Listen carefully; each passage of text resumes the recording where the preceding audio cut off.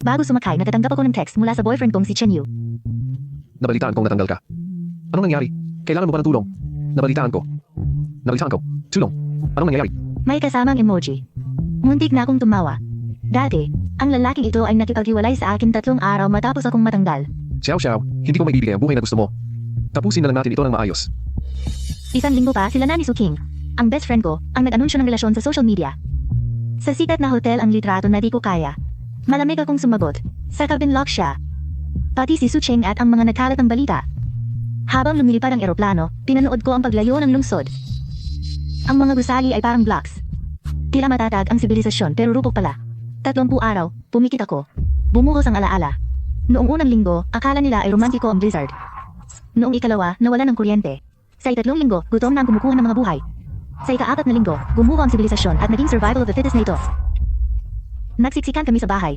Paubos na ang pagkain. Unti-unting lumamig. Nang sirain ang pinto namin, ang tito at pinsan ko ang nanguna sa kanila. Ma'am, gusto niyo na mainom? Ang boses ng flight attendant ang humila sa akin pabalik sa realidad. Idinilat ko ang aking mga mata at tumanggap ng isang baso ng mainit na tubig. Parang di kayo, okay? Sabi ng attendant. Masamang panaginip lang, ngumiti ako. Gising na ako ngayon. Tumagos ang eroplano sa mga ulap. Ang sikat ng araw ay nakakasilaw. Sa phone, tiningnan ko ang family portrait noong Lunar New Year. Masaya sina mama at papa, nakatayo ako sa gitna nila. Nasa ancestral home kami sa bundok. Ang bahay na minamaliit ng mga kamag-anak. Iyon ang Noah's Ark na pinili ko. Pagkalipas ng oras, lumapag ang eroplano. Inuksan ko ang phone. Puno ang group chat. Si Auntie, Gu Xiao, sabi ng nanay ni Yu ay nag-resign ka raw. Totoo ba? insan, Di kinaya sa syudad, no? Huwag malungkot, Xiao Xiao. Mabuti at nakauwi ka. Magpapakasal din naman ng babae. nakakatawa. Wala pa akong sinasabihan pero parang alam na nilang lahat. Ang matalik kong kaibigan na si Su King, bakit ba naging bulag ako noon at tinakalang siya na ang pinakamabait na tao sa mundo? Kumuha ako ng screenshot, sinabi sa album na Witness to the End, at pinatay ang mobile data. Hila-hila ang maleta, lumabas na ako ng airport. Amdam na ang diwa ng bakasyon sa aming bayan. Kahit malayo pa ang bagong taon, nagsisimula na ang mga tindero na painitin ng merkado. May mga parol couplets at mga sale. Ang mga tao ay unti nang namimili para sa pista. Sabik sila sa Spring Festival. Walang may alam na di ito ordinaryong bagong taon. Pumara ako ng taxi. Ibinigay agad ang address. Sa tuktok ng West Hill, sa ancestral home ng pamilya Gu. Sinuyapan ako ng driver sa rearview mirror. Miss, mahirap ang daan doon. Lalo na't magbabagong taon. Naglabas ako ng $200 at inilapag sa upuan. Napangiti agad ang driver. Kapit lang. Lumabas na ang sasakyan sa lungsod. Binaba ko ang bintana para pumasok ang malamig na hangin. Amoy pulbura ng paputok ang paligid. May halong amoy ng tinatapa na karne at amoy ng lupa at mga halaman. Huminga ako ng malalim. Narito na ako, di na ako magpapaapi. Huminto ang sasakyan sa paanan ng bundok. Nilakad ko ang natitirang daang hila, ang maleta. Madilim na ang langit, nasa tuktok ang lumang bahay. Itim na bubong, puting pader, parang dambuhala. Liblib ang lokasyon nito, mahirap ang transportasyon. Sa paglipas ng mga taon, lumipat na ang mga kamag-anak sa lungsod. Ang mga magulang ko na lang ang naiwan para bantayan ang lumang bahay, hindi nila ito kayang iwan. Ito ang pamanang ari-arian ni Lolo, at ang lugar kung saan lumaki si tatay. Pero ngayon, naging bentahin na ang mga ito. Ang mataas na lokasyon, ang sariling bukal ng tubig. Madaling depensahan ng kuta na ito. Sa Apokalipsis, ito ang ideal na kuta. Tinulak ko ang gate. Sa bakuran, nagliligpit si nanay ng mga karne. Natigilan siya. Xiao, ano? Hindi niya natapos ang sasabihin. Narinig ang boses ni tatay mula sa loob. Sino? Sinundan ito ng mabilis na mga yabag. Higit sa isa. Ang pinsan kong si Buwei, ang unang lumabas. Habang may hawak pang mga buto ng pakwan. Oh, nakauwi ka na pala. Lakasan niya ang boses. Tito, tita, tingnan niyo ang big city white-collar worker nating si Xiao Xiao narito na. Biglang lumabas ang 7 o 8 tao mula sa sala. Hawak ni Tito Gujiangguo ang tasa ng tsaa, mukhang tunay na puno ng pamilya. Nanlaki ang mga mata ni Tita Gujianhong na tila may natuplasang nakakagulat na chismis. May mga malalayong kamag-anak din na hindi ko kilala, malamang ay bumibisita lang para makiusyoso at makikain. Xiao, ang meron? Lumapit si tatay at kinuha ang aking maleta. Ay nag-resign na ako, sabi ko. Zine. Nalaglag sa sahig ang hawak na karne ni nanay. Napatawa naman ng pabalbal ang pinsan ko. Kita niyo, sabi ko na. Mahina ang ekonomiya. Maraming tinatanggal ngayon. Natanggal ba? Ako ang humiling nito, pinutol ko siya. Binigyan ako ng severance package. Biglang tumahimik ang sala. Agad namang lumapit si tita. Magkano? 100,000. Parang ganoon na nga. Sadyang na kunwari akong hindi nasisiyahan. Ayos na. Sabi ng pinsan ko. Wala pa nga ganyan ang kita ko sa isang taon. Pero anong balak mo ngayon? Xiao Xiao. Gusto mo ipagtanong kita? Baka may bakanting clerk sa pabrika. 3,500 kada buwan. May libreng tuluyan na pagkain na. Ibinaba ni tito ang tsa at nagsalita. Xiao Xiao. Huwag mamasamain pero mahalaga ang stability sa babae. Bakit ka nagbitiw? Tingnan mo ang pinsan mo, 5 taon na sa pabrika. Team leader na siya. Nanlamig ang puso ko sa mga linyang ito. Ganito rin ang narinig ko noong una akong natanggal. Noon, hiyang-hiya ako, At pakiramdam ko ay kahihiyan ako sa pamilya. Yumuko na lamang ako at tinanggap ang malasakit at payo ng lahat. Sa huli, sa tulong ng mga kamag-anak, naging kahera ako sa supermarket na inirekomenda ng aking pinsan. 2,800 kada buwan. Nang mag-apokalipsis, niloot ang supermarket. Sinugod ng pinsan ko ang bahay namin at kinuha ang huling pagkain namin. Sabi niya noon, ibigay mo na ito, di ka rin naman makakaligtas. Mas marami kaming bibig na papakainin. Tiningnan ko siya habang nagsasalita pa. Seryoso. Malakas ako sa supervisor. Isang salita ko lang. Mababa ang sahod, pero stable. Magtatatlumpu ka na, walang permanenteng trabaho, at iniwan ka pa ng boyfriend. Nagliwanag ang mga mata ni tita. Oo nga, Xiao, nasan si Xiao Yu? Di ba siya sumama sa iyo? Di ba ikakasal na kayo? Lahat ay nakatingin. Kinakabahan si mama. Madilim naman ang mukha ni papa. May lihim na tuwa ang mga kamag-anak. Masarap na pampalasa ang makitang naghihirap ang iba. Ngumiti ako. Break na kami. Sabi ko, di ba sabi ng pinsan ko, sumama siya sa iba, sila na ni Suking. Diyos ko. Tinakpan ni tita ang kanyang bibig, pero ang mga gilid nito ay pilit na tumataas. Paano? Mukhang matino si Xiao Yu. Aking Chin, di ba magkaibigan kayo? Ngumisi ang pinsan ko. Anong sabi ko? Magulo ang tao sa syudad. Xiao Xiao, masyado kang mapagtiwala. May bebenta ka nang di mo alam. Buntong hininga ni tito. Kaya dapat mag-asawa na ang babae. Xiao Xiao, makinig ka. Sa bagong taon, irerererito kita. Maasahan ang taga rito. Wag na, sabat ko. Tumahimik ang sala. Tiningnan ko sila. Sa dilaw na ilaw, tila baluktot ang kanilang mga mukha. May paki ba sila? Hindi. Sismis lang ang gusto nila. Gusto nilang makaramdam ng higit sa iba. Pinatutunayan nilang tama ang manatili sa maliit na bayan at mamuhay ng simple. Wala akong oras sa kanila. Kailangan kong magmadali. Kinurot ko ang aking sarili. May ilang luhang lumabas. Mga nakatatanda, gaya ng nakikita ninyo, wala akong trabaho at pera ngayon. Pamilya naman tayo. Baka naman pwedeng pautangin niyo ako ng kaunti para lang makaraos sa kagipitang ito. Huwag kayong mag-alala, babayaran ko rin kayo agad. Ang masayang grupo ay agad na nagbago ang mga ekspresyon nang marinig nila ito. Nalungkot sila. Isa silang nagdahilan na may nakalimutan o may lakad pa. Tina sila naghapunan. Nagmadali silang lumabas, takot na mahuli ko pa. Napatawa na lang ako. Ang maingay na lumang bahay ay biglang tumahimik. Ang mayabang na tingin ng pinsan ko habang paalis, at ang peking pag-aalala ni Tia ay parang mga karayom na bumaon sa aking alaala. Nang sumarang pinto, ang pilit na katatagan sa mukha ng aking ina ay agad na gumuho. Nag-aalala niyang hinawakan ang aking kamay. Xiao Xiao, sabihin mo sa akin ang totoo. Ano ba talaga nangyayari? Nawalan ka ng trabaho pati na rin si Xiao Yu. May nangyari ba masama sa inyo? Para saan ang pera? May ipon naman kami. Tahimik si tatay. Kumunot ang kanyang noo sa mga balat ng candy. Alam kong walang paliwanag ang sapat sa pagmamadali sa aking mga mata. Oras na. Dapat nilang malaman ang totoo. Kahit paano, na hindi ako nagbibiro. Huminga ako ng malalim. Pinaupo ko sila sa lumang sofa. Maliwanag ang kalan na tumatanglaw sa balisan nilang mukha. Pinakalma ko ang sarili. At hininaan ang boses. Nay, Tay, baka isiping baliw ako, pero maniwala kayo sa akin ngayon. Inilabas ko ang phone ko. Pinakita ang mga ebidensyang maingat kong pinagsama-sama. Hindi ito tala ng mga panaginip, kundi mga screenshots ng pandaigdigang balita. Abnormal na init sa Arctic Circle, pagsusuri sa agos ng karagatan, mga modelo ng matinding klima mula sa ahensya ng panahon ng isang bansa, at mga ulat ng taya ng panahon. Ang halo ng mga totoong ulat at datos ay tumuturo sa isang nakakatakot na konklusyon. Hindi ko ito guni-guni lang.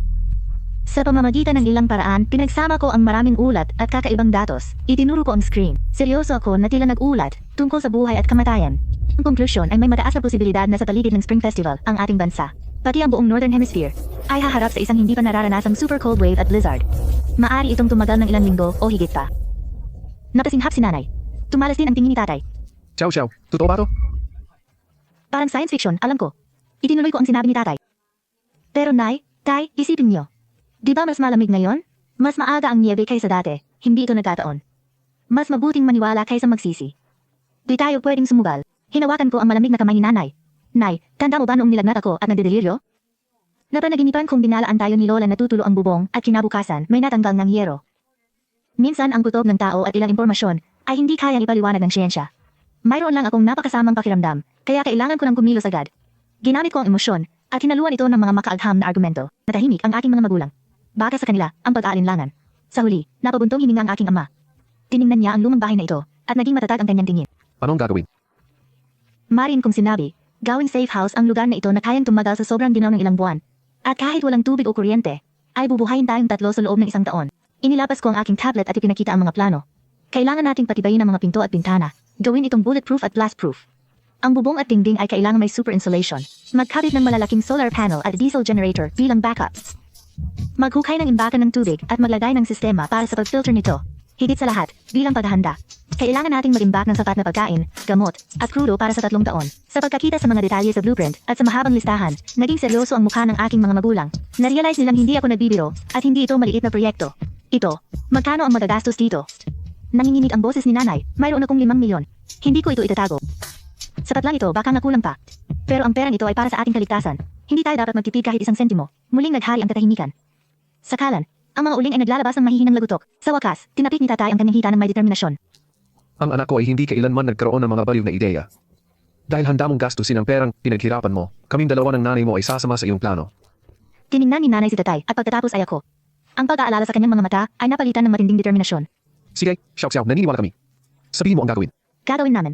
Nasaan galing yun? Gumaan ang loob ko. Ang pinakamahalagang kuta ay nakakuha na ng suporta mula sa loob. Ang pagkumbinsi sa aking mga magulang ang unang hakbang na kailangang gawin. Sumunod ang malaking plano. Kinabukasan sinuri namin ang bawat sulok ng bahay. Tay, bihasa ka. Alam mo ang instruktura. Kailangan ko kayong mamahala sa pagpapatibay ng bahay at sa sistema ng enerhiya. Nay, masinop ka at magaling mag-organisa. Ang pagkain, gamot at mga gamit, pati ang pagbili at pag-imbak ng mga ito, sa inyo ko na ipagkakatiwala. Bibigyan ko sila ng mga gawain para masali sila sa plano.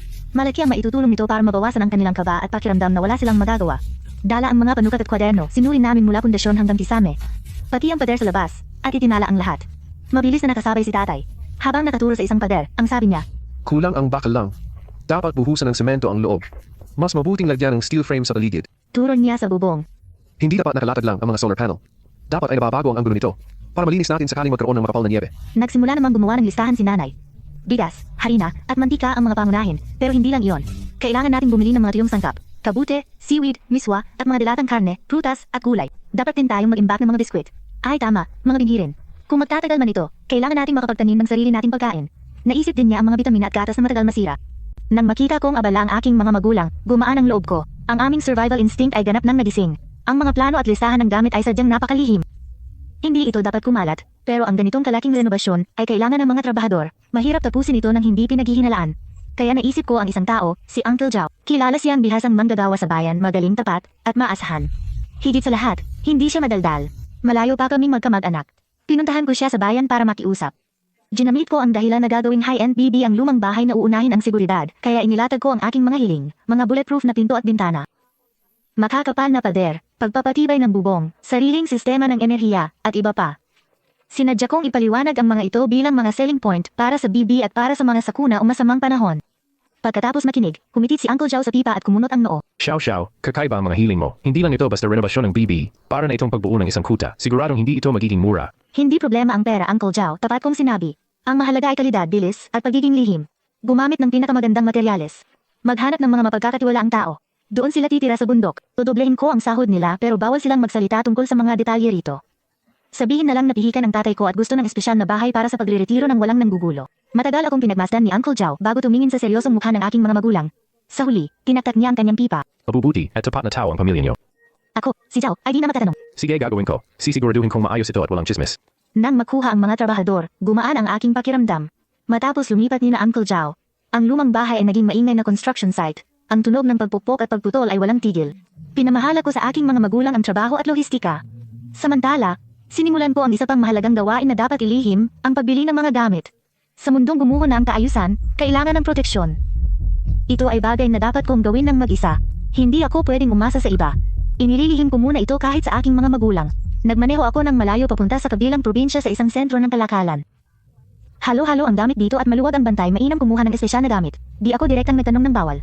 Katangahan yon. Una sa ilalim ng pagkukunwaring gamit sa sports, bumili ako ng maramihang palakol, matitibay na pana, malalakas na flashlight, at spear gun, mga bagay na legal o nasa gray area pa. Nang makilala ang mga may-ari at magpakita ng interes sa survival gear, dahan-dahan akong nagtanong kung may mas malakas pang gamit pang depensa. Matapos ang maingat na pagsusuri, sa tulong ng isang tusong may-ari, nakakonekta ako sa isang middleman. Sa liblib na bodega, nakita ko ang mga compound bow, crossbow, at gawang bahay na ripling nakabalot sa oil paper kasama ang kaunting bala. Iha, mag-ingat ka rito. Ang middleman ay isang tahimik na lalaking may matatalas na mata. Heto na. Pag-alis, Di tayo nagkita. Para lang sa pagtatanggol sa sarili, walang gulo. Binayaran ko at hinalo ang mga ito sa maraming legal na hardware tools at gamit pang sports, at pabalik-balik na dinala. Sa lumang bahay, itinago ko ang mga ito ng maayos sa nakaplano at tago na arsenal. Bukod sa mga armas, bumili rin ako ng palihim, sa iba't ibang paraan, ng maraming antibiotic, painkiller, disinfectant, at iba pang mahalagang gamot. Bawat pagbili ay gumamit ng iba't ibang pagkakakilanlan at lokasyon ng pagpapadala. Parang langgam, dahan-dahan akong nag-ipon ng suplay sa inupahang bodega sa paanan ng bundok. Sa gabi, ibinibiyahe ko ito paakyat gamit ang kotse. Nakakapagod ang prosesong ito. Nagbibiyahe ako sa iba't ibang lungsod. Puno ang phone ko ng shopping apps at mapa. Ang kotse ay laging may amoy ng bakal, goma, at gamot. Kapag pagod na, tinitingnan ko ang countdown sa phone. 20 araw na lang, gahol na sa oras. Maayos ang konstruksyon sa bundok, kalahati na ang bulletproof na bintana at ayos na ang base ng solar panels. Ngunit sa pagtingin sa langit na lalong lumalamig, ang bigat sa aking puso ay nananatili. Dapat akong maging mas mabilis at maingat. Ang pagsasaayos ng bahay ay higit pa sa guest house. Kahit tinutulungan ako ni Uncle Chow, naghinala pa rin ang mga kamag-anak, lalo na si Gu Jiangwo. Sa ngalan ng pag-aalala, sinubukan niyang inspeksyonin ang lugar, pero hinarang siya ni Papa dahil magulo at delikado. Pagkatapos, nagsama ang aking mga tiyahin. Nagdala sila ng prutas at tinapay at biglang sumulpot. Nasa bodega ako noon, nag-iimbentaryo ng mga dilata. Nagmadali si Mama para sunduin ako. Xiao Xiao, narito ang mga tita mo. Nasa pinto na sila ng bakuran. Kinabahan ako. Nilok ko ang bodega at nagmadaling bumalik. Mula sa malayo, nakita ko ang mga tita ko sa labas ng reinforced na pader, itinuturo ang mga butas para sa baril.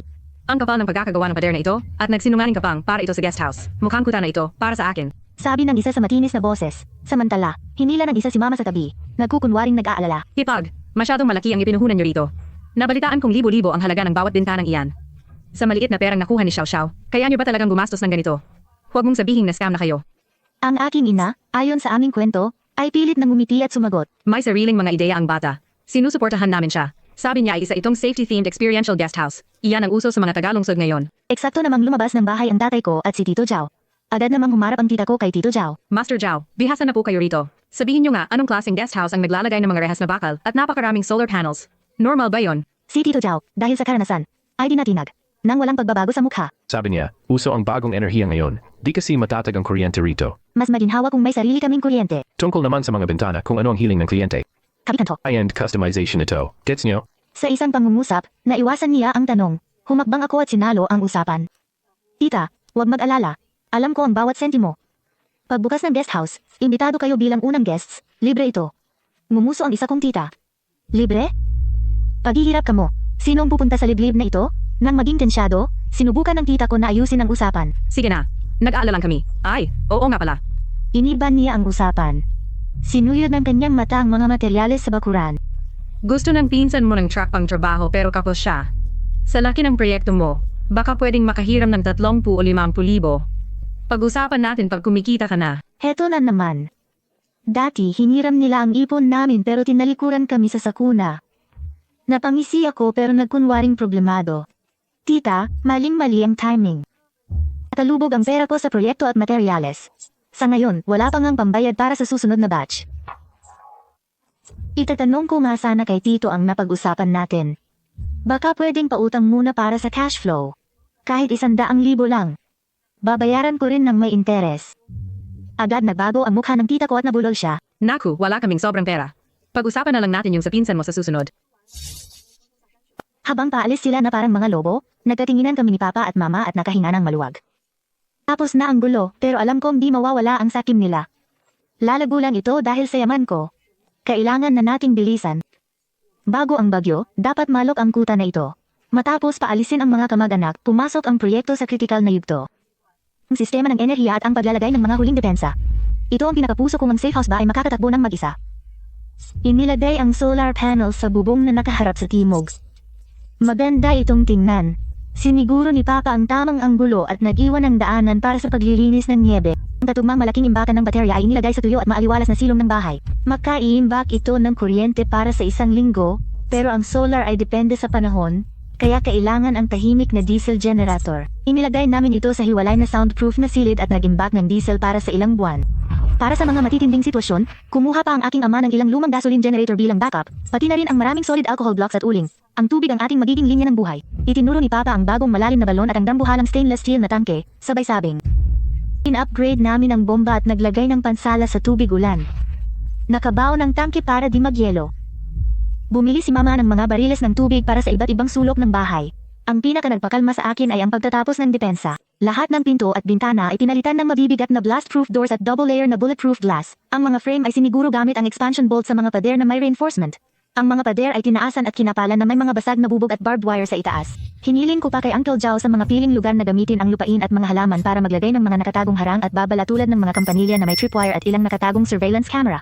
Ang mga bentahe ng istruktura ng lumang bahay ay talagang na-maximize namin. Ang tanging daan ay patungo sa gate, at ang likod ay matarik na bangin na mahirap akyatin. Inarangan namin ang mga daan mula sa likod, at nag-iwan lang ng isang tago na emergency passage na may maraming balakid. Ang blueprint ng safe house ay naging mas malinaw araw-araw. Ang dati ay tila sira-sirang lumang bahay ay naging isang simpleng ngunit hindi matitibag na kuta. Sa dami ng supply sa bodega at ganda ng kanlungan, naglaho ang duda sa mga mata ni na papa at mama.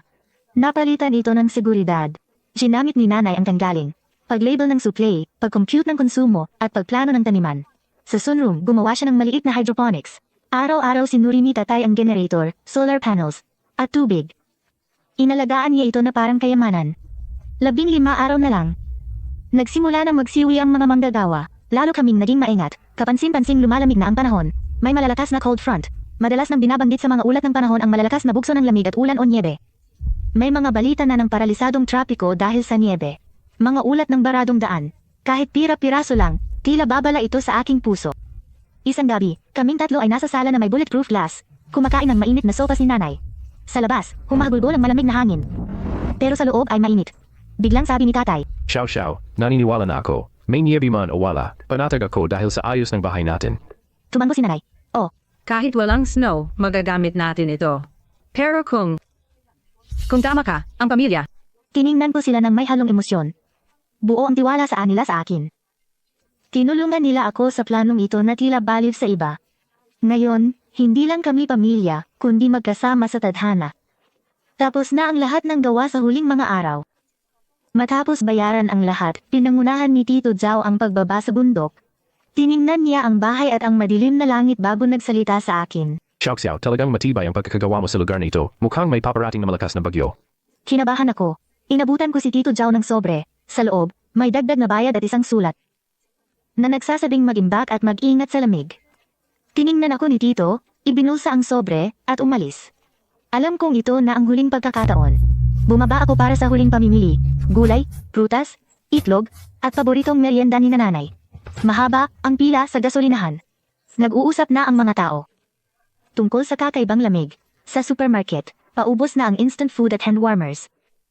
Isang hindi nakikitang takot ang tila tahimik na kumakalat. Pagbalik sa bundok, ang una kong ginawa ay makipagtulungan kay tatay para selyuhan ang pangunahing tarangkahan sa daan gamit ang mabibigat na bakal at mga bolt. Nag-iwan lang kami ng isang nakatagong pinto para sa huling pagpasok at paglabas. Ang mga depensa sa pader ay sinuri na lahat at handa na. Ang lahat ng supply ay nakaimbak na, nakaayos at pumupuno sa bodega, sa silong, at maging sa ilang mga silid. Pagkain, tubig, gamot, gasolina, armas. Sapat ito para sa 3 taon. Tapos na ang safe house. 3 araw na lang ang natitira. Puno ang internet ng pagbati. Pero may takot ding nadarama. Sa wakas, nabanggit na sa ulat panahon ang dantaong bugso ng lamig. Nagbabala na ang mga opisyal pero maingat pa rin ang salita para iwas gulo. Naging aktibo muli ang group chat ng pamilya. Nag-chat si tita. Gu Xiao, may malakas daw na snowstorm. Malamig din sa bundok. Bakit hindi ka muna tumuloy rito sa amin? Pinsan kong si Chan. Oo nga, tiyak na bakante na ang B&B mo ngayon. Huwag kang manigas dyan. Tiningnan ko ang phone at hindi sumagot. Hindi sila nag-aalala. Gusto lang nilang makitang mabigo ako o malaman ang totoo. Dumating ang bisperas ng bagong taon ayon sa schedule. Mula sa bayan sa ibaba may mga paputok na maririnig. Ngunit tila mahina at walang buhay. Ang langit ay nakapangingilabot na madilim na pula at walang bituin o buwan. Napakalamig ng hangin at bawat hininga ay nagiging puting hamog. Kaming tatlo ay nakaupo sa mainit na sala habang kinakain ng handa sa bagong taon na niluto ni nanay. Mas simple ito kaysa dati pero marami pa rin. Sa TV, ang Spring Festival Gala ay ipinapalabas punong awit at tawanan. Ngunit tila hindi ito akma sa nakabibinging katahimikan sa labas ng bintana. Tay, itinaas ko ang aking tasa. Tana. Magkakasama tayo anuman ang mangyari. Nag-toast din ang mga magulang ko. May kaba sa kanilang mga mata, pero mas nangingibabaw ang determinasyon. Pagkatapos ng hapunan, huling sinuri ko ang lahat ng mga sistema. Naka-standby ang generator. Ang mga solar battery ay puno na ang karga. Normal ang level ng tangke ng tubig, gumagana ang mga surveillance camera. Handa na ang lahat. Naglakad ako papunta sa bintana at tumingin sa ibaba sa madilim na gilid ng bundok. Ang mga ilaw ng lungsod sa malayo ay mas malabo kaysa sa dati. Alam kong malapit na silang mamatay. Gabi na at gising pa ako sa kama. Lalong lumalakas at tumatalas ang sipol ng hangin. Ang tunog na tumatama sa bulletproof na salamin ay hindi ulan, kundi yelo. Pagkatapos ay lalong bumilis at tumakas ang tunog hanggang sa maging isang malabo at tuloy-tuloy na ugong. Bumangon ako at itinaas ang dulo ng kortina. Sa labas ay isang malawak na kaputian. Malalaking tipak ng niebe na dala ng malakas na hangin ang humahampas sa salamin na parang mga multong gustong pumasok sa huling harang na ito. Narito na sila. Ang snowstorm apocalypse ay dumating na sa itinakdang oras. Ibinaba ko ang kurtina at nahiga. Sa gitna ng unos, ipinikit ko ang aking mga mata. Mahimbing ang tulog ko noon, hindi umupa ang bagyo pagsapit ng madaling araw. Sa halip, nang ang unang abuhing liwanag ay sumilip sa makapal na ulap at umiikot na niebe, mas lalong humiyaw ang hangin, at ang mga niebe ay lalong lumaki at dumami, na tila gustong punuin at siksikin ang buong mundo. Ang unang ginawa ko pagkagising ay suriin ang lahat ng mga reading. Ang temperatura sa loob ay nananatili sa komportableng 22 degrees Celsius. Maayos ang takbo ng geothermal system, ngunit ang power display para sa mga solar panel ay nagpapakita lamang ng 30% ng karaniwang husay nito. Mukhang natabunan na ng makapal na niebe ang mga panel. Naka-standby ang diesel generator, normal ang lahat. Ang level ng tangke ng tubig ay matatag at ang berdeng ilaw ng water circulation at filtration system ay patuloy na nakasindi. Maaga ring nagising ang aking mga magulang, ang kanilang mga mukha ay bakas pa rin ng gulat at hindi makapaniwala. Nakatayo si Ina sa tabi ng reinforced na bintana, nakatingin sa labas sa mundong naging purong putina. Bumulong siya. Narito na ito. Ang distansya ng paningin sa labas ay wala pang 10 metro. Ang dating luntiang kagubatan sa bundok ay nababalot na ngayon ng mabigat na puting baluti. Dumadaing ang mga sanga sa bigat na sinasabayan paminsan-minsan ng matalas na lagutok ng nababaling kahoy. Naglaho na ang daan sa bundok. Puro bunton ng niebe at hangin na lang ang makikita. Wala na ring signal ang network. Gayunpaman kalmado ang aking tono. Ang mobile network ay paputol-putol na simula pa kagabi at ngayon ay tuluyan na talagang nawala ang signal. Tanging ang emergency radio na umaasa sa satellite signals ang nakakasagapan ng ilang paputol-putol na opisyal na anunsyo. Paulit-ulit ang babalang. Manatili sa loob ng bahay at maghintay ng saklolo. Pero puro static ang signal at tila walang saysay ang mensahe. Handa na kami rito. Ang internal LAN na umaasa sa mga kable at signal booster na inilatag noon ay tiniyak na ang mga intercom at monitor screen sa ilang mahahalagang bahagi ng lumang bahay ay nananatiling gumagana. Dahil sa taas ng tuktok ng bundok, kung saan sadyang naglagay kami ng high gain antenna, nakasagap kami ng ilang malabong signal ng TV. Punong-puno ng static ang mga imahe. Nakakapangilabot ang mga balita sa umaga. Eve Roy Nolan, SSW Noshu News. Paralisado ang trapiko. Ang mga sasakyan ay tila mga laruang nakabaon. Nawala ng kuryente at nagdilim ang paligid. Sarado ang mga airport at istasyon ng tren. Seryoso ang tagapagbalita sa paghimok sa publiko na kumalma. At unang araw pa lang ito ng bagyo, nagsimula mag-almusal si nanay gamit ang suplay mula sa bodega.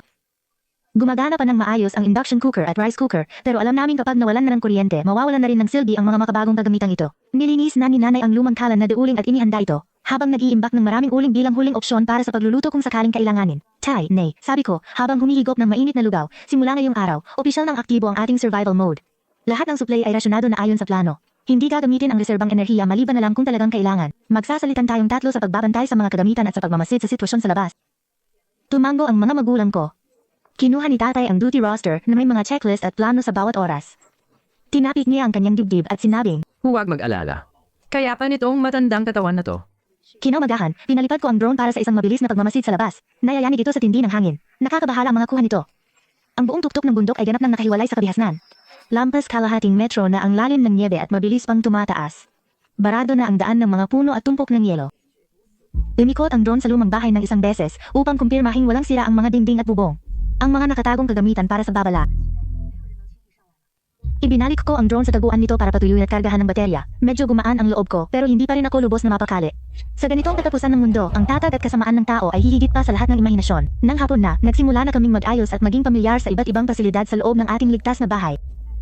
Isinama ako ni tatay para muling suriin ang lokasyon at paraan ng pagpasok sa taguan ng armas. Patuloy naman si nanay sa pag-iimbentaryo ng mga gamot at mga imbakan ng pagkain. Nagsagawa rin kami ng simpleng pagsasanay kung ano ang gagawin sakaling mapasok ang pangunahing pinto at paano uurong sa huling silid na kanlungan. Pagsapit ng gabi, tila humupa ng kaunti ang bagyo. Ngunit nanatiling nakakatakot ang dilim ng langit. May bagong balita sa radyo na ang bagyong ito ay maaaring tumagal ng ilang araw. Dahil sa sama ng panahon, nahihirapan ang mga rescue team na kumilos agad. Isang nakakasakal na atmosfera ang bumabalot sa loob ng pader. Xiao, ano kaya ang nangyayari sa lungsod doon sa ibaba sa mga oras na ito? Nag-aalalang tumingin si nanay sa bintana. Marahil ay iniisip pa rin niya ang mga kamag-anak. Kahit malupit sila, magkadugo pa rin kami. Nanahimik ako. Hindi ako sumagot. Alam kong malalaman din natin ang sagot. Ang bahay na ito ay parang isla sa gitna ng madilim na dagat. Sa madaling panahon, maakit nito ang mga naghihirap na mabuhay sa gitna ng unos, at ang unang pagsubok ay maaring dumating ng mas maaga kaysa sa inaasahan namin. Nagpatuloy ang malakas na bagyo hanggang sa ikatlong araw, at wala itong senyales ng paghinto. Tila naging pipi ang buong mundo. Maliban sa humahagulgol na hangin at niebe, wala nang ibang tunog na maririnig pa. Ang niebe ay hanggang tuhod na ang lalim. Sa ilang mabababang lugar ito ay abot na hanggang sa baywang. Lumipad muli ang drone, ngunit ang pagmamanman ay naging lubhang mapanganib na. Maaari lamang kaming umasa sa mga nakapirming surveillance camera upang bantayan ang paligid. Ang supply ng tubig at kuryente ay medyo matatag pa naman. Ang mga solar panel, bagaman hindi gaanong mahusay kasama ang battery bank, ay bahagyang nakapagpapanatili ng pangunahing kuryente. Tinitipid namin ang generator. Mainit sa loob, kabaligtaran ng lamig sa labas. Pero ang ginhawang ito ay nagdulot lang ng higit na pagkabalisa. Ang mga opisyal na anunsyo sa radyo na nagbibigay katiyakan ay paunti na ng paunti. Sa tuwing naririnig namin ang mga ito, lalong namumutla ang mukha ni nanay. Tahimik lang na naninigarilyo si tatay. Alam kong nauubos na ang mga supply at gumuho na ang kaayusan doon sa lungsod. Ang aming kuta sa tuktok ng burol na may mga ilaw at usok mula sa chimenea ay magiging target din sa lalong madaling panahon. At totoo nga, noong hapon ng ika-4 na araw ng bagyo, ang alarm ng monitor ay naglabas ng isang mahinang tunog ng pagbi. Hindi ito sa pader ng paligid. Ang mga kagamitan para sa maagang babala sa paligid nito ang na-trigger. Sa halip, ang kamera malapit sa inabandunang cabin ng ranger sa paanan ng bundok ang nakakuha ng paggalaw. Agad kaming nagtipon-tipon sa harap ng pangunahing control screen. Malabo ang imahe dahil sa bagyo, pero may naaninag kaming mga itim na tuldok na hirap kumilos sa niebe. Paakyat sila sa bundok. Nang ay ito, bahagya naming naaninag ang 3 figura na nakabalot sa makapal na damit na humahakbang ng dahan-dahan at naghihirap na sumulong sa niebe na hanggang baywang. Sino yan? Bahagyang nanginig ang boses ni nanay.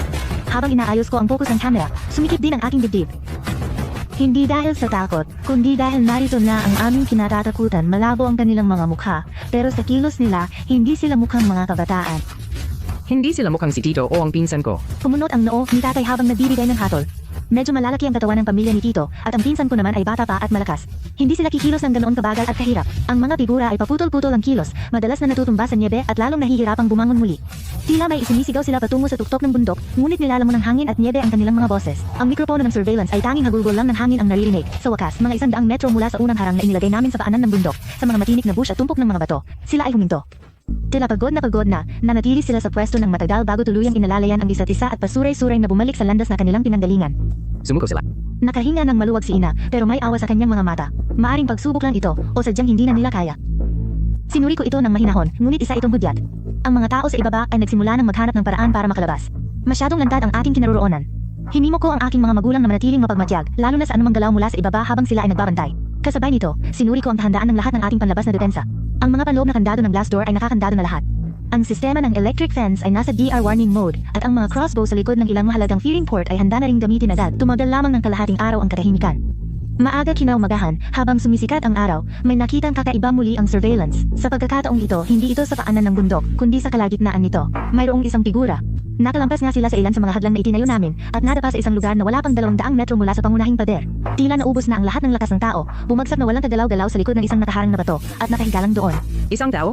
May napansing mali si tatay. Sa lalim ng niebe, Paano siya nakarating dito? tumunog ang babala sa aking isipan. Masyado itong kakaiba. Maaring may pambihirang lakas siya o pain lang ito para palabasin tayo. Agad kong kinontrol ang camera para suriin ang paligid ng taong iyon. At totoo nga, sa gilid ng kakahuyan sa ibaba, ilang malabong figura ang mabilis na nagtago sa likod ng mga puno. Bagamat sulyap lang iyon, malinaw kong nakita na ang isa sa kanila ay matangkad at kamukhang kamukha ng pinsan kong si Gue. Sambang ito, sabi ko sa kanila, sinusubukan lang nila tayong palabasin. Napasinghap si Ina at namutla ang mukha ni Ama. Hindi kami gumalaw. Nanatili lang kaming nakatitig sa mga monitor.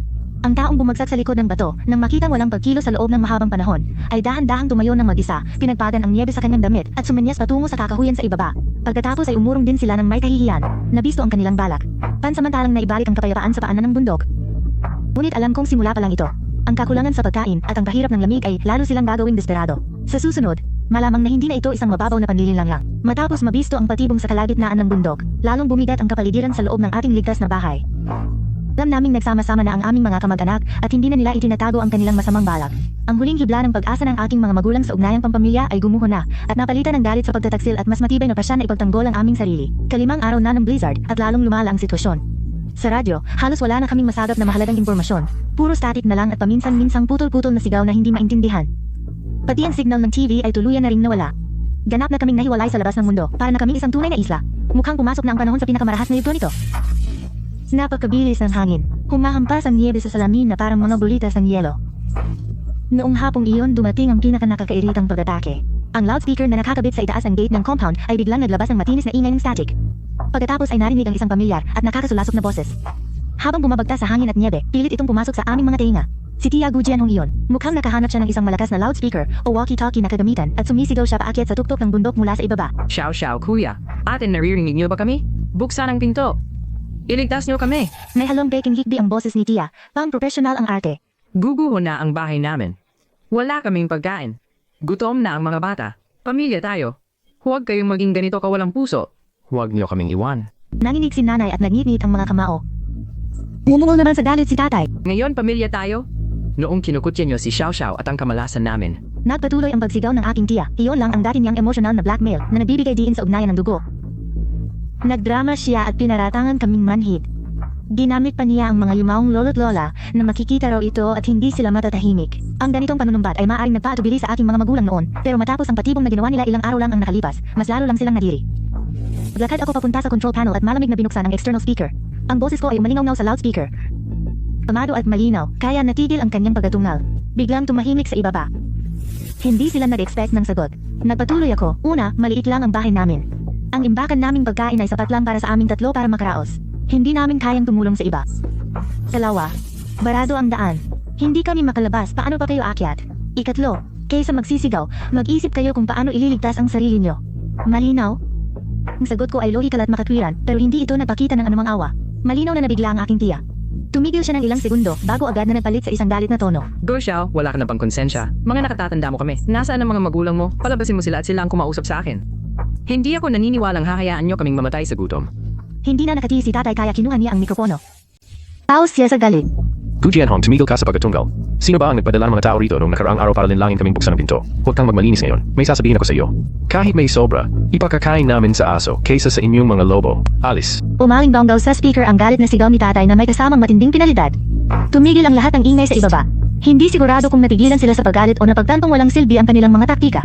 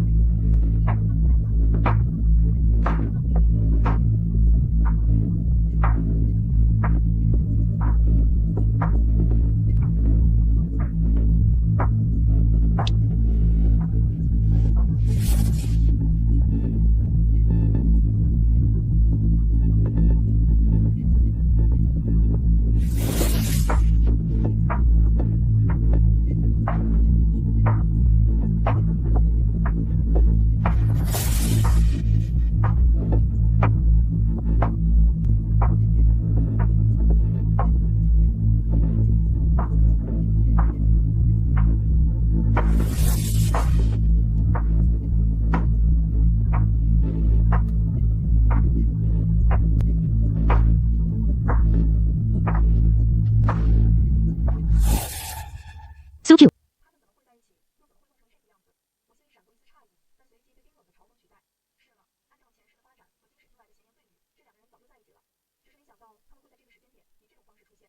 Mukhang hapon na si Chen Yu na may madungis na balbas, ang mamahalin niyang jacket ay puno ng mansa at yelo. Tulala ang kanyang mga mata. Mas malala pa ang kalagayan ni Suking. Gulo-gulo ang buhok niya. Maputla ang mukha. Kulay ube na ang labi sa ginaw. Nakakagalaw lang siya habang kalahating kinakaladkad at buhat ni Chen Yu. Ang puting mahabang jacket na suot niya. Nakilala ko agad iyon. Ubos na iyon kahit saan noong nakaraang taglamig. Pumila pa ako ng 2 oras para mabili iyon. Ibinigay ko iyon sa kanya bilang regalo sa kaarawan. Kay lupit ng tadhana, nadarpa silang lumapit sa nakasarang pinto at walang silbing kumakatok. Masyadong mahina ang kanilang mga boses. Tumingala si Chen Yu. Sa tapat ng pinto kung nasaan dapat ang camera. Pilit siyang umiti na mas pangit pa sa simanggot. Xiao Xiao. Gu Xiao, alam kong nandiyan ka. Buksan mo ang pinto, pakiusap. Naririnig ang boses niya sa intercom. Basag ito at puno ng kawalan ng pag-asa. Nagkamali kami. Nagkamali talaga kami. Si Suching, hindi na niya kaya. Saklolo. Tinaas din ni Suking ang ulo. Luha at tunaw na yelo ang nasa mukha niya. Nagmamakawa. Xiao Xiao, kasalanan ko. Hindi ko dapat sinamahan si Chen Yu. Pero mahal ko talaga siya. Patawarin mo ako. Papasukin mo kami. Gutom na ako. Hinigpitan ni nanay ang hawak sa braso ko. Isang komplikadong tingin ang dumaan sa kanyang mukha. Suminghala ng malakas ang tatay ko at tumalikod. Tiningnan ko sa screen ang dalawang mukhang dati ay pamilyar pero ngayon ay nakakadiri na. Ang puso ko ay wala nang nararamdaman. Parang gusto ko nang tumawa. Sa dati kong buhay, ang kasuklam-suklam na magkasintahang iyan ang tumulak sa nanay ko noong nagkakagulo sa pagkain, habang tumatawa at nanlalait pa. At ngayon sa buhay na ito, may kapal pa sila ng mukhang lumapit at magmakaawa sa akin. Patay ang speaker. Tahimik ko lang silang pinapanood sa monitor. Dahil walang sagot, nairita si Chen Yu. Kinalampag niya ang pinto at sumigaw. Gu Xiao, ganyan ka na ba talaga kawalang puso? 3 taon din tayong nagsama. 3 taon na, hahayaan mo kaming mamatay. Lalong naging madrama ang pag-arte ni Suking. Buntis ako. Muntik na akong mapatawa ng malakas sa sinabi niya. Napakababaw na kasinungalingan. Tandang-tanda ko pa noong kolehiyo, matapos siyang operahan dahil sa ectopic pregnancy, sinabi ng doktor na mahihirapan na siyang magbuntis ng natural. Iyon ang dahilan ng kanyang matinding kawalan ng tiwala sa sarili at lihim na inggit sa akin. At ngayon, ginagamit niya ang rason na iyan para lang makakuha ng awa. Hindi ako sumagot. Deadma ang parusa nila. Nang mabigong magpaawa, nagwala na si Chen Yu at nagsimulang magmura. Bagay lang sa iyo ang iwanan. Karapat dapat kang hindi mahalin. Ang babaeng tulad mo ay dapat lang mabulok at mamatay ng mag-isa rito. Ang kanilang mga sigaw at mura ay tila mahina at walang saysay sa gitna ng hangin at niebe. Pagkapagod sa pagmura, bumagsak sila sa niebe habang nanginginig at magkayakap. Napansin kong lumingon-lingon si Chen Yu. Pauli ulit siyang tumitingin sa backpack na dala ni Suking na mukhang puno pa rin ng laman. At si Suking naman ay mas hinigpitan ang hawak sa bag. Talagang hindi kakayanin ng pagkatao ang pagsubok sa oras ng desperasyon. Ngumisi ako at ay tinutok ang camera. Wala akong awa sa palabas na ito. Maiwasan ang tadhana. Pero hindi ang sariling gawa. Hindi ko na pinansin si Suking na nakahandusay na sa labas ng pinto. Pinatay ko na ang monitor ng surveillance. Malalim na rin ang gabi. Lumakas ang bagyo. Nawala ang katahimikan sa bundok at napalitan ng desperadong kaguluhan. Sa surveillance, nakita ko ang tito kong si Gu Jiangguo at ang pinsan kong si Gu Wei kasama ang mahigit 10 kamag-anak na nakipagtulungan sa ilang kapitbahay na desperado na rin at nagsimulang maghawa ng daan paakyat ng bundok. Gumamit sila ng mga simpleng kagamitan, asarol at kahit mga tabla ng pinto para lang makapagukay sa niebe, sinusubukang buksan ang daan patungo sa tuktok. Nanatiling mabagsik ang panahon. Ang kanilang pag-usad ay mabagal at napakahirap. Pero marami sila at dala ang isang uri ng bagsik na handang itaya ang lahat. Malinaw na hindi sila natakot sa sinapit ni Chen Yu at Suking. Sa halip lalo silang naging sigurado na maraming supply sa itaas at gagawin nila ang lahat para makuha iyon. Talagang pipilitin nilang makapasok. Pinanood ni Tatay ang mga tao sa monitor na parang mga langgam na gumagapang sa gitna ng bagyo at namutla ang kanyang mukha. Mahigpit na hinawakan ni Nanay ang laylayan ng kanyang damit. Pero wala nang pag-aalinlangan sa kanyang mga mata kundi determinasyon. Ituloy ang plano. Kalmado kong inilabas, ang huling depensa ng safe house ay gumana na. Ang mga basag na bubog sa pader at barbed wire ay may kuryenteng mababa ang boltahe. Hindi nakamamatay, pero sapat na para magdulot ng matinding paralisis at takot. Talikod ng mga butas para sa pagbaril. Nakaposisyon na kami ni Tatay, may karga ang mga pana, at nakatutok sa tanging daan paakyat. Wala kaming balak pumatay, pero kailangang maghanda sa pinakamasama. Kasampung araw na ng blizzard, ang daanan ay sa wakas nalinis na ng bahagya hanggang sa puntong wala pang 50 metro mula sa pangunahing pader. Ang tito ko at ang iba pa ay balot na ng yelo at niebe, habol ang hininga. Ang kanilang mga mata ay namumula at puno ng kasakiman. Nakita nila ang mga depensa, ang saradong bakal na pinto, at ang itim na kamera sa itaas. Tu Chiao, buksan mo. Ang pinsan kong si Gu Wei ay sumigaw habang may hawak na bakal. Alam naming may pagkain dyan. Huwag niyo kaming piliting gawin ito. Mas kalmado si Tito Gu Jiangguo. Kumagbang siya pasulong at sumigaw ng malakas sa harap ng isang kamera. Jiangguo Xiao Xiao, tingnan niyo ang kalagayan namin. Oras ba ito para sa mga personal na galit? Gaano karaming tao rito ang naninigas sa ginawa at namamatay sa gutom? Itinatago niyo ang lahat ng gamit na ito. Paano niyo natatagalang gawin yan? Buksan niyo ito. Ibahagi ang mayroon kayo. Pangako namin walang masasaktan. Katahimikan lang ang sagot. Sa inis, sinimulang banggain ng mga lalaki ang pinto at hampasin ng mga pala. Hindi natinag ang pinto, puro kalabog lang. Lalo silang nagalit sa kawalan ng saysay nito. Sunugin niyan. Sunugin ang pinto. May sumigaw. Ang ilan ay nadala pa nga ng mga kahoy at basahan na nakuha kung saan-saan at ipinatong ang mga ito sa pasukan, sinusubukang silaban. Pero sa tindi ng ginawa at lakas ng hangin, ang paggawa ng apoy ay halos imposible na. Namatay agad ang mga apoy sa niebe. Sa gulo, may nakapansing may kuryente ang pader. Ang sundutin ng kahoy, nakuryente siya at bumagsak. Lalo pang nagwala ang mga tao sa takot at puot. Eksakto namang may nangyaring aksidente, marahil dahil sa walang tigil na blizzard at sa mga nagdaang pagbangga o baka dahil sa lupa, isang bahagi ng pader malapit sa bangin ang nagdulot ng maliit na abalan. Sa malaking boto ng niebe na may kasamang mga bato ang biglang bumagsak. Bagamat hindi ito ganoon kalaki, tinangay nito ang ilang tao na sumusubok maghanap ng mahinang bahagi sa gilid at itinumba sila sa lupa. Agad na umalingaw-ngaw ang mga hiyawan. Ang biglaang puwersang ito ng kalikhasan ay nagdulot ng matinding takot sa kanila. Nang makita ang mga kasamang nakabaon, ang matayog na pader, at ang bangin saka tumingin sa matatag na kuta sa burol, isang alon ng kawalan ng pag-asa ang bumalot sa kanila. Isinampang lugar ito. Talaga. Ay sumigaw at nawala ng bait, nagsimula silang tumakbo pababa nang hindi iniisip ang panganib. Nang magsimula ang isa, sumunod na ang iba, agad na gumuho ang kanilang hanay. Hindi na nila pinansin ang mga sugatan, nagmamadaling tumakas sa lugar na puno ng takot at pait. Napatulala ang aking tito at pinsan, namumutla ang mga mukha, tinanood nila ang pagtakas ng karamihan. Saka muling tumingin sa pintuang hindi natitinag. Sa huli, dumura ang pinsan ko sa pinto. Inalalayan ng tito naming dismayado at sumunod na rin sila sa pagbaba sa bundok. Sa labas ng pader, hangin at niebe na lang ang natira at ang mga sugatang nakabaon na dumaraing ng walang tigil. Nanalo kami. Dahil sa aming paghahanda at swerte, nalampasan namin ang atake. Ngunit sa pagtingin sa mga monitor at sa pinsala habang naririnig ang mga daing, nanatili kaming tahimik. Walang saya sa aming mga puso, kundi ang bigat ng mabuhay at kaunting pat. Ang aming mga kamag-anak sa ibaba ay tila sumuko na sa direktang pag-atake. Marahil dahil ito sa lakas ng pagguho ng niebe. O baka tinanggap na nilang hindi namin bubuksan ang pinto. Wala ng tao sa mga monitor. Tanging ang tahimik na niebe na lang at ang mga alikabok na tinatangay ng hangin. Naging mas marahas ang bagyo. Para itong huling bagsik ng katapusan ng mundo. Ang bilis ng hangin ay nakakamangha. Minsan tila nayayanig ang buong bundok.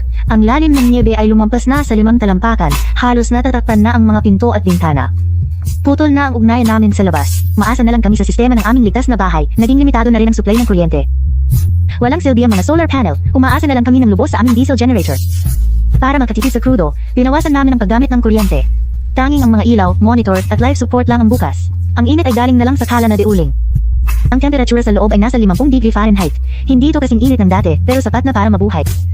Ang pagkain at tubig ay mahigpit na rinason. Maingat na pinamahalaan ni nanay ang lahat, gamit ang hydroponics, nakapagpatubo siya ng ilang mabilis lumaking mga gulay. Nagdagdag ito ng bitamina sa aming paulit-ulit na pagkain. Ang tatay ko naman ay araw-araw na nagpapanatili sa generator at iba pang gamit. Tinitiyak nagagana ang mga ito sa oras ng pangangailangan. Hindi namin alam ang nangyayari sa labas o kung sino ang makakaligtas. Sa dati naming buhay, hindi nagtagal ang aming pamilya bago kami tuluyang nawala. Isang gabi habang ako ay nagbabantay, tumingin ako sa teleskopyo at may nakita ako sa paanan ng bundok. May mga tila kumukitit-kitit na mga liwanag doon. Sigurado akong hindi iyon mga ilaw na dekuryente. Mukhang mga siga ito ng apoy at hindi lang isa ang nakita ko. Dahil dito ay bumilis ang tibok ng aking puso. May iba pa kayang nakaligtas sa mga komunidad, sinabi ko ito sa aking mga magulang. Sabi kaming lahat. Ang mga apoy na iyon ay gabay sa dilim na nagpapatunay na hindi kami nag-iisa. Ang pagkakatuklas na ito ay nabigay sa amin ng lakas ng loob, para itong sinag ng liwanag na tumagos sa makapal na unos at sulungkot ng aming puso na nagbigay sa amin ng pag-asa na magpatuloy pa. Saan man galing ang liwanag na iyon, iisa lang ang mensahe nito, kung mabubuhay ka, mayroon pang kinabukasan. Matapos ang halos 20 araw na pananalasa, humina na rin sa wakas ang bagyo. Unti-unting tumigil ang malakas na hangin, at ang pag-ulan ng niebe ay naging madalang na, hindi na tulad ng dati na lulunod sa mundo. Madilim pa rin ang kalangitan, pero paminsan-minsan sa pagitan ng mga ulap may anag na kaming nakikitang liwanag. Ika-25 araw na ng bagyo. 25 araw. Tumigil na ang niebe. 25 araw. Natapos na ang unos. 25 araw. Ang mundo ay nabalot ng isang nakakapangilabot at nakakabinging katahimikan. 25 araw. Ang malawak na kaputian ay sumasalamin sa madilim na langit na masakit sa aming mga mata. Halos 10 talampakan ang lalim ng niebe na nagbaon sa lahat. Tanging mga bubong at dulo ng mga puno ang nakalitaw, patunay na may nakatira rito noon. Nagsuot kami ng makapal na damit at goggles at maingat namin binuksan ang pinto na halos isang buwang nakasara. Agad na pumasok ang napakatinding lamig na nanunuot sa buto. Kahit balot na kami, hindi namin mapigilang manginig sa ginaw. Niebe sa labas ay halos kapantay na ng aming pintuan. Ginamit namin ang lahat ng aming lakas para makagawa ng daan. Pagtatayo sa rooftop at pagtingin sa paligid, ang buong mundo ay naging iisang kulay na lamang. Ang anyo ng aming bayan ay naglaho, na tila hindi kailanman umiral.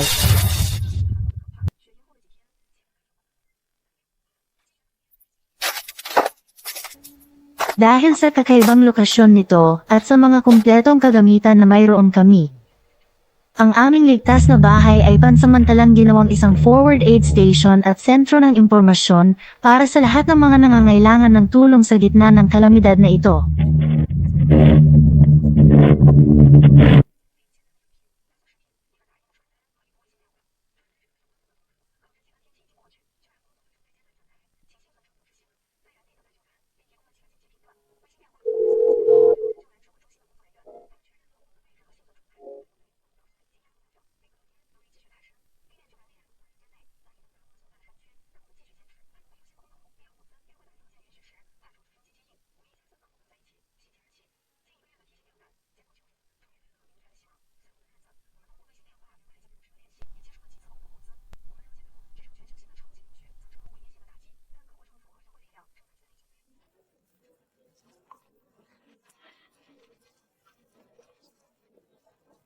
Ginamit namin ang aming kakayahan para tulungan ang mga rescue team na mahanap ang iba pang mga nakaligtas. Nagbigay kami ng impormasyon tungkol sa paligid. Ginamit din ni tatay ang kanyang galing sa makina para ayusin ang nasirang snowmobile. Nang makarating ang unang rescue team sa paanan ng aming bundok matapos ang mahabang paglalakad sa niebe, hindi na lang kami basta mga taong kailangang iligtas. Naging bahagi na rin kami ng operasyon para tumulong sa iba. Sa pagtingin sa mga taong naka-orange na uniforme, pagod man pero may determinasyon sa mga mata, alam naming may bagong simula na. 3 buwan ang lumipas, natunaw na ang niebe. May mga bagong usbong na ng halaman sa gitna ng mga guho. Bumaba na ang aming pamilya mula sa bundok. Pansamantala kaming nanirahan sa isang shelter na itinayo ng gobyerno. Tapos na ang misyon ng aming ligtas na bahay. Kahit may sira, matatag pa rin ito. Naging saksi ito sa isang matinding alamat. Binigyan kami ng parangal ng gobyerno at pinangakuan ng tulong sa muling pagbangon.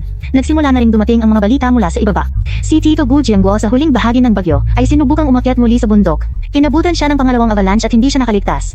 Ang pinsan kong si Guwei at ang iba pang kamag-anak ay ligtas at nailipat sa ibang bayan. Nang malaman nila ang aming sitwasyon, sinubukan nilang makipag-ugnayan sa amin sa opisyal na paraan, humihingi ng tawad at tulong, pero pinili naming iwasan sila. May mga sugat na kailangan ng panahon para maghilom. May mga taong mas mabuting alalahanin na lang kaysa makita ka. Nahanap ang bangkay ni Chen Yu matapos ang tunaw. Kulang siya sa pagkain at silong. Si Suki naman ay nailigtas daw ng mga survivor. Inilikas siya ng rescue team sa ibang rehiyon. Mukhang hindi maayos ang kanyang isip. Ang balitang ito ay wala ng epekto sa amin. Ang nakaraan ay dapat nang iwanan. Isang gabi, naupo kami sa aming pintuan. Pinanood namin ang paglubog ng araw sa bayang dahan-dahang bumabangon. Sa malayo, may mga naglilinis ng guho. Ang mga bata ay nagtatakbuhan at naglalaro sa mga bakanteng lote. Naiche, ang mahina kong sabi. Kung bibigyan kayo muli ng pagkakataon, maniniwala pa rin ba kayo sa akin? Susunod pa rin ba kayo sa baliw kong plano? Susunod pa rin ba kayo sa baliw kong plano? Tinapik ni tatay ang balikat ko ng may ngiti. Anak, hindi ito tungkol sa pagtitiwala sa iyo. Ito ay tungkol sa paniniwala sa katatagan ng ating pamilya. Hinawakan ni nanay ang kamay ko ng mahigpit. Ano man ang mangyari sa hinaharap, basta't magkakasama tayo bilang pamilya, sapat na yon. Sumandal ako sa aking mga magulang. Habang pinagmamasdan ang huling sinag ng araw sa abot tanaw, ang puso ko ay napuno ng kapayapaan at lakas na hindi ko pa naramdaman kailanman. Tapos na ang unos. Ang malupit na taglamig ay lumipas na. Ang daan sa hinaharap ay maaring mahaba pa, at maaring may mga pagsubok pa. Ngunit alam namin na hanggat ang ating pamilya ay magkakasama,